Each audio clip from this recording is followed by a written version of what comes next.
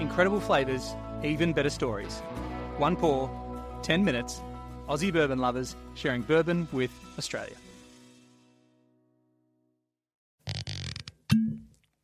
Yeah, that was good. And you got the nice squeaky bit where the cork is against the... So that's good work. Thanks, Dave. What are we drinking? This is Kings County Bottled in Bond from New York City. Yeah. One of the oldest distilleries in New York. Is that oldest, longest? They Come make on, some we were just talking claim. about it. They're the oldest distillery in New York City Since Prohibition. which sounds like it's a grand claim, but do you know when they opened? 2010. 2010. But Jeez. they are the actual oldest since Prohibition in New York. So, it does smell good, doesn't it? Yeah. It's bottled in Bond. It's Kings County, so they're in Brooklyn. Yeah. What does bottle and bond mean, Dave? Bottled in Bond. There's... I'm going to get the things exactly right, but the specifics of them you might need to Google just to make sure I got it right. Bottled in Bond is like the first thing that happened when they were starting to say there's too many rectifiers who are kind of messing with the whiskey. Yeah. So let's, as American bourbon makers, let's make a law, or they petition the government to get a law happening to protect the authenticity of bourbon. Yeah. And so Bottled in Bond Act meant that the distillers could make this thing. And they could stick a sticker over the top and you can still see it. They still put it on the bottles now. And the idea of it is that it's a legitimate product. It's a very specific thing. And you can only call something bottled in bond if it follows these rules. Yeah. And there's 4 of them. So let me tell you what the 4 things are. The first one is that it must be produced by one distiller at one distillery within one distilling season. And so one distilling season just means in the first half of the year, the second half of the year. So between January and June or July and December. Yeah. So you have to do it in that. It can only be done at one distillery and by one distiller. So it's like you can't have a team doing a bunch. You can't do it across a few distilleries. Yeah. It's got to be all one. Hasn't been handed around a few places. So that's the first thing. Second one is it needs to be distilled at a minimum of 100 proof, so 50% alcohol. Yeah. That's how it has to be distilled. So it comes off the still at 100 proof, 50% alcohol. Yep. Third one is it has to be aged, and this is like the one that's the most fun, aged in a federally bonded warehouse for at least 4 years. Federally bonded as in that means... Yeah, so back in the day, not even that, back in the day they used to have oh, God. a government employee guarding it to make sure it was messing legit. with it. Yeah. And that job would have been It was like well a quality control, in other words, so that people weren't putting weird shit in their whiskey and topping it up with stuff that wasn't correctly. That's it, because effectively the government's kind of like providing a guarantee that it's the good stuff. So that's kind of what the original idea was. You don't have to do that anymore, but you still have to be in a bonded warehouse. Yeah. Which, you might have to Google what that means. I think it just means it's a warehouse that's legit, allowed to operate. Yeah. I don't know, maybe Google that. And then the fourth one is that it needs to be bottled at exactly 100 proof, 50%. Yep. So there you go. That's what bottled in bond is. And the Kings County, wow. Kings County. Oh, like really cinnamony, desserty, pecan pie kind of. Is it pecan pie? It's like, I feel like I'm sitting at a dessert table. Maybe.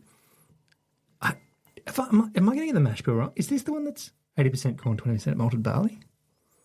I might have that. know. I think it is. But it's I think very it is. sweet to know. Well, loads of corn in there if I got the mash bill right. And I've heard people talk about the funk you get off of pot still. So all the Kings County stuff is pot still distilled. It's not a column still. And I asked Kelsey, who was our tour guide, she was unbelievable on our tour in New York. And she said, the funk might be coming from the fact that you kind of get a bit of build-up. In the copper still after a while. In the pot still, because that's just, there's nooks and crannies and stuff, and you can their stuff builds up. So sometimes there's some stuff kind of caked on between, if it kind of distills, if they distill the same stuff without cleaning it. Well, she said they distill like for a week or something. Like they distill for a while one particular type, and then they change it up and distill a different type. Yeah. But, oh God, it smells. It's lovely, isn't it? Like a dessert table. So, needs to be at least 4 years old is interesting. I think a lot of the bottled in bond products are older than 4 years old. I think this one is older than 4 years old. This one's a 7-year-old. Oh, but when they put the age on it, they also have to put it's got to be the youngest. Like if it's different, if they've blended it, whatever the youngest is in there is the age in the bottle. So this one says it's aged 7 years, which means the youngest bourbon in there is 7 years old. That's it. And so then also on this bottle and bond sticker, it says that it was distilled in the fall of 2015. So that's the distilling season that it was distilled it, and it was bottled in the spring of 2023. Yeah. So it's aged 7 years. Yeah. And they do small runs, right? So it's not, they don't do huge volumes at Kings County. But we did an amazing tour. We had such a good time there. What did you enjoy most about that I tour? think it's the first, maybe the only tour I've been on where when they give the history, like lots of the tours have, like I love the stories and the great history behind every distillery we've been on, but often it's about that particular family or that particular distillery, whereas this, she went into like the bourbon and whiskey history of America at the start, which I found was fascinating. It wasn't just about what had happened at that distillery. It was about, like, as a country, and the different, different riots and different political things and different stories and different states. Because often, and maybe a lot of the distillery tours we've done are in Kentucky. They share a lot of the Kentucky stories, which are always fabulous. But she kind of gave an overall more of American history, which I really loved. Can I tell you, as I'm enjoying this, the thing that is really I'm really aware of how good that finish is. Yeah. Who was it who said that sometimes, was it Drew from Buffalo Trace who said sometimes when reviewers will taste a stag, they'll have a mouthful and they'll just put the glass down for 5 minutes and then they'll write about what they're tasting 5 minutes later? Well, because the flavours just keep coming, yeah. I'm the same. I'm like, oh, that's cinnamon. And then I'm like, oh, no, I'm getting butterscotch. They're really lovely. Kings County you can definitely get here. They've got such a distinctive bottle. It's such a beautiful bottle.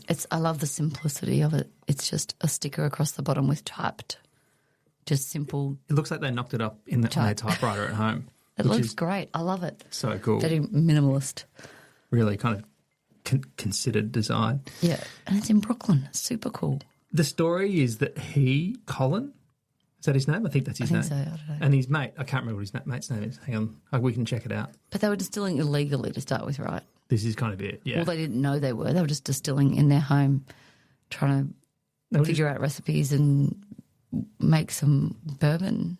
That's it.